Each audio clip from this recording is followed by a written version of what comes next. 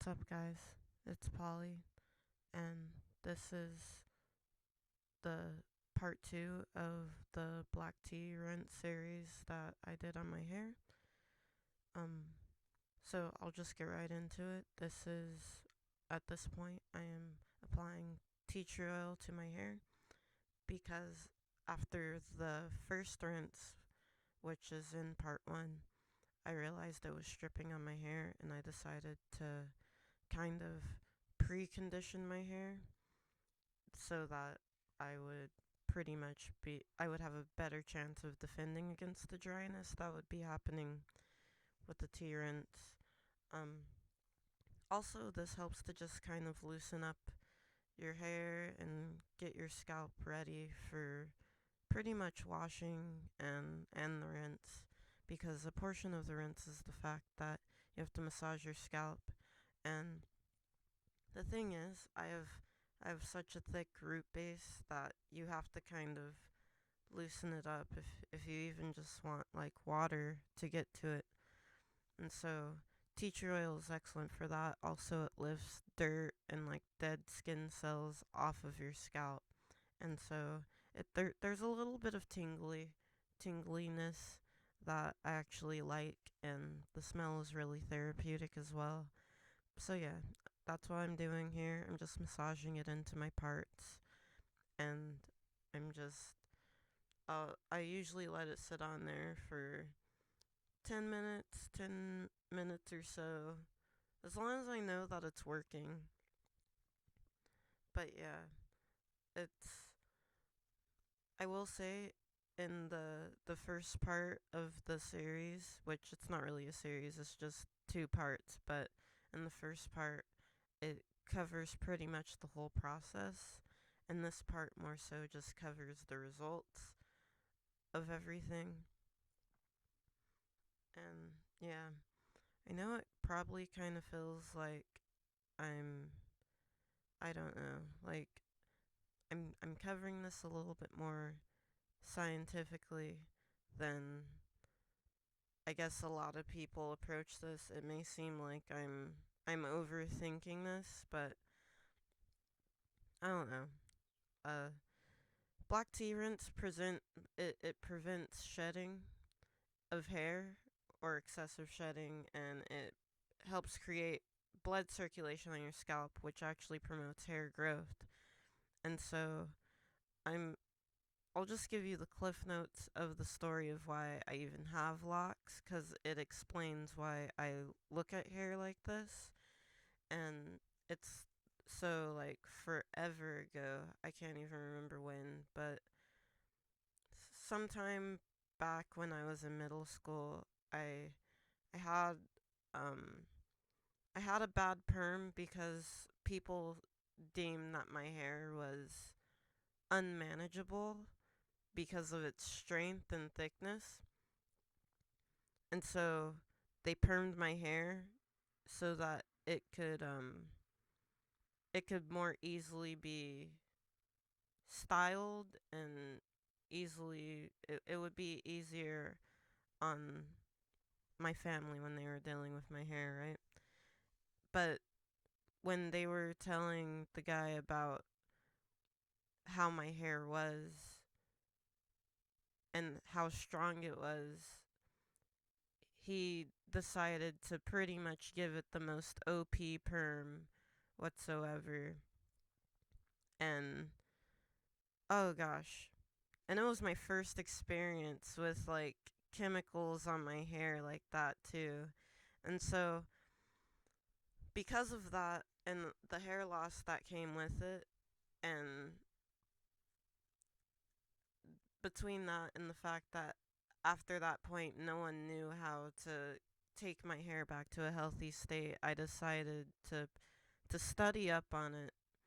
And so I did hours and hours and hours of research, cuz there was also pretty much in between this set of locks and my last locks, I made a promise to my hair that I would get it right, because no one else around me could seem to figure out how to make my hair healthy. So I made my hair healthy. And so I kind of just look at it from a scientific aspect. But specifically on the hair loss part, I think a portion of my scalp decided to, I don't know, stay in shock, if you will. And so there's a portion of my hair where hair it not that it doesn't grow, like I don't have a bald spot, but it is a forever short patch, and the black tea rinses have definitely helped with that, and I'm starting to see some amount of new hair growth in places that I haven't seen hair growth in years. And so that's another added benefit of this black tea rinse. It does promote hair growth in shocked portions of your scalp. And I mean, there's a lot of things that could happen on your scalp that could promote hair loss. And so I think blood circulation on your scalp is something that people don't think of a lot, but it's definitely something to look into. And just like scalp massages, it's if you feel like there's no place you can start that's knowledgeable on how to just help your scalp massages are probably the best place. But yeah, I just thought I'd share that because I do see in a lot of dread videos that people think that people are out here over over explaining and being overly serious about it, and I this is simplified for me, trust me. It's I'm I'm not trying to do too much with my hair, and honestly I don't all the time. This was just a cool little experiment for me because I saw a lot of people doing it. So this is after the second tea rinse, because like I said again, the first tea rinse is in part 1, which is in the first video. So these are the results. All that white stuff you see is residue, and I did this after washing my hair. And so that residue, even though I rinse my hair very well, I use the Neutrogena anti-residue shampoo, and I rinse very well, so I can only assume that that leftover residue is pretty much stuff you wouldn't be getting out on the regular basis, right? Stuff that usually comes out with an ACV rinse. Because I, I don't know. It also could be an amount of residue that maybe isn't getting rinsed from my hair, too. But yeah, and so these are the results. That is my hair. That's how it looks after I wash it. I only keep a t-shirt on it for is just to like wick at the like the drops, like it's to pull as much like obvious liquid out of my hair, kind of like ShamWow status, and then I let it air dry for the rest of the time. Sometimes I let it drip dry, especially when it comes to the tea rinses I'm seeing, because of that the the tannic acid in it. I think when it's concentrated at your tips, it has more of that lightening effect on your hair, and so I I don't mind too much. I do hate just like the moisture of drip drying in the edges, so I do try, and I don't know. I feel like that contributes to build up too, just gravity wise. Also, speaking of gravity, um I find that sometimes, especially like for instance when you saw that my hair was in that t-shirt, when my hair is up, it allows gravity to like bring water, not water, but bring the black tea back to my scalp, which is the most important part for it to be. That's where it's most important for it to be, right? So I'm learning about the gravity and the movement of water and liquid like oils and stuff through my hair. And so that's been a learning experience over this series too, definitely. But yeah, I will also say, I think I said this in my last video too. I'm not separating my locks anymore. I felt like it's been doing more damage than not, and I think it's an excellent time to do it since doing this promotes less shed. And so it's giving. The thing is, I feel like when I was separating my dreads, it was starting to become counterintuitive. Like it wasn't every time I was doing it, I felt like I was doing more damage than good for my hair. And so I stopped, and I actually there are two in the back I combined, and they're doing very well. They're they're doing really well. I combined one with another because I sort of kind of had a fear that it was thinning at the root, and I was just like, might as well, you know? And so I have two back there that are, they kind of have a gap in between them, so I just kind of looped it between there, and it's naturally just holding together. So that's definitely great for that. But yeah, it's, this has definitely been a learning experience. I will definitely say that.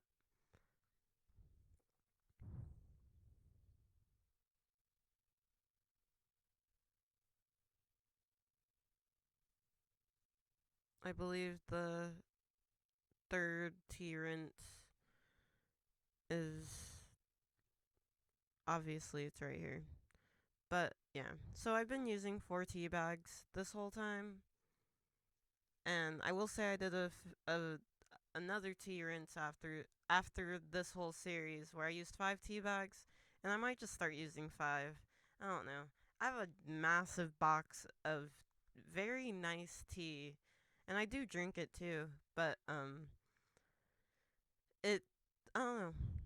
I I found I could dilute it more when I'm cooling it if I use 5 tea bags than 4. So I might be doing that from now on. I will always, I can only give advice. I can't tell you what to do with your hair, and I can always only prevent my own experiences. But my best advice in dealing with your hair, whether you have locks or not, is, or with anything for the most part, baby steps. Always use a little bit, figure out how much you need for something before you go overboard. Like, I couldn't imagine what my hair would be like if I used 6 tea bags from the beginning and straight up, like, then found out how it works like a mild ACV rinse. That could have been very damaging for my hair. So, always not that a little goes a long way, but a little can tell you how much you actually need with like gradual increases, because now I'm finding that 5 tea bags is the perfect amount. So this is the tea that I'm preparing for the third rinse, and I'll have those results. And I believe after this third rinse, the fourth rinse is specifically my in between wash rinse, which I can't. It helped. It definitely helped with the itching. I will say that fourth rinse. So this is the results of the third rinse. Like I said, I'm still seeing residue. I think it's helping to clean my locks over time, definitely. That is definitely something it's helping to do. It I can't say that doing this every time can take the place of doing an ACV rinse every 6 months. I don't know about that. I'll have to see when I do an ACV rinse. Oh, so I guess that was the results of my in between wash rinse, the third one. Okay, my bad, my bad. I'm not even gonna edit that. I'll just say that. So this is the last rinse. This was after her wash. But yeah, there's really no reason to do the in between wash rinse unless you're having itchy scalp reasons, because it does definitely help with that. But that is the results of the fourth and final wash for the series, and I I will be doing um a 6 month video as well. So we'll come back to this in 6 months. Peace, guys.